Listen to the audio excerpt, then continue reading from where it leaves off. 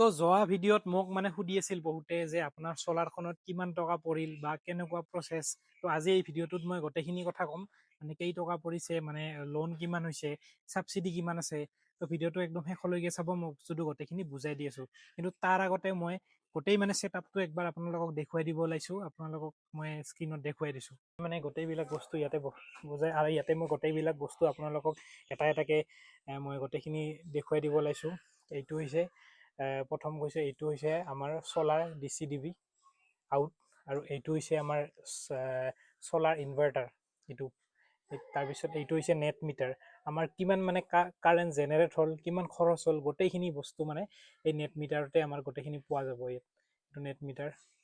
তাৰপিছত হৈছে এইটো আছে আমাৰ ছিংগল ফেজ ACDB, মানে সিটো হ'ল আমাৰ DC আৰু এইটো হ'ল AC। যিসকলে লাইনৰ কাম কৰে তেওঁলোকে হয়তো বুজি পাব AC/DC মানে কি। আৰু এইটো হৈছে আমাৰ মেইন চুইচটো, বৰ্তমান বন্ধ আছে। তাৰ মানে চলাৰটো লগাইছে যদিও এতিয়ালৈকে মানে গোটেইখিনি বস্তু মানে কমপ্লিট হোৱা নাই।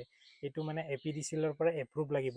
এই এপ্ৰুভ হোৱাৰ পিছতহে এইটো আমাৰ গোটেইখিনি বস্তুটো ছেটআপটো কমপ্লিট হ'ব। মানে দুডাল আপুনি আৰ্থিং পাব, ইয়াতে এডাল আৰ্থিং পাব, তাৰপিছত ইয়াতে এনেকৈ AC/DCৰ আৰ্থিং এই তাৰপিছত এনেকৈ আমাৰ ইয়াৰ চলাৰৰ পৰা যিটো কানেক্টেড লাইন আছে এনেকৈ মিটাৰত কানেক্ট হ'ব ইয়াতে।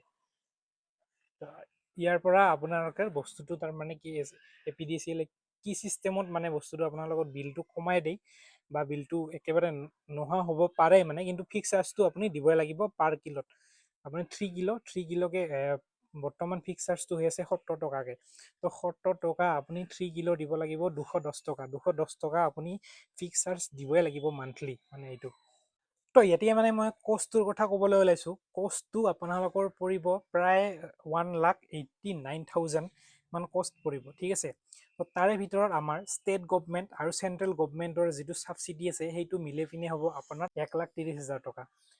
তো বাকীখিনি 59,000 মান হ'ব। সেইখিনি বস্তুহে আপুনি লোনটো দিব লাগিব। যিটো বেংকৰ পৰা আপোনাৰ লোনটো এপ্ৰুভ হয় সেই বেংকক আপুনি বাকীখিনি দিব লাগিব। তাতে আপোনাৰ মান্থলি EMI-টো আপোনাৰ মানে কাষ্টমাইজেবল হয় নে নহয় সেইটো কিন্তু মই তথ্য মোৰ লগত নাই। বহুতে সুধি আছিল কি DP লাগিব নে নালাগে। তো DP 1 টকাও মই দিয়া নাই এতিয়ালৈকে। আৰু ইনষ্টলেশ্যন খৰচ সুধি আছিল বহুতে যে ইনষ্টলেশ্যন খৰচ কিমান পৰিব। চাওক, আপোনাৰ যিটো লোন হ'ব, আপোনাৰ যিটো মানে আপোনাৰ এমাউণ্টটো আহিব, কষ্টটো আহিব, তাতেই গোটেইখিনি আপোনাৰ ধৰা থাকিব। যিটো ইনষ্টলেশ্যনৰ খৰচ, লেবাৰ চাৰ্জ, আপুনি যদি এপ্লাই কৰে কেতিয়াবা, তো আপুনি বস্তুখিনি যেতিয়া চাইন মাৰিব, বেংকত যাব, আপুনি গোটেইখিনি একবাৰ পঢ়ি চাব আপোনাৰ নামত কি কি ইছ্যু হৈছে।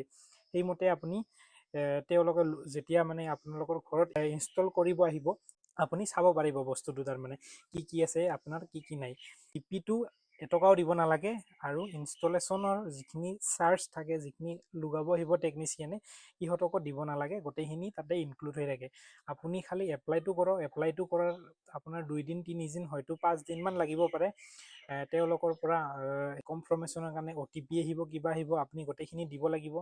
তাৰপিছত 10-15 দিনমান পিছত আপোনাৰ যেতিয়া বেংক এপ্ৰুভ হ'ব, মানে বেংকে আপোনাক ফোন কৰিব চাইন মাৰিবলৈ, লোন যেতিয়া চেংচন হ'ব আপোনাৰ নামত। কিন্তু এটা কথা, আপোনাৰ যদি চিভিল বেয়া, তেতিয়াহ'লে আপোনাৰ লোন চেংচন নহ'ব পাৰে।